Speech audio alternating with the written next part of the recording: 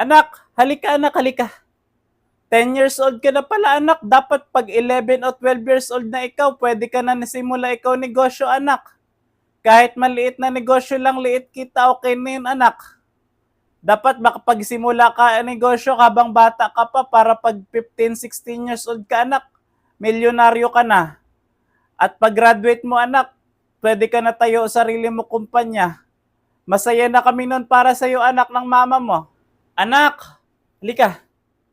10 years old ka na, no? Ang bilis ng panahon, ang laki mo na ngayon, ha? Dati, ang liit mo lang, ganito ka lang, oh. Pero alam mo ba, pangarap namin ng mama mo para sa'yo, makapagtapos ka ng pag-aaral.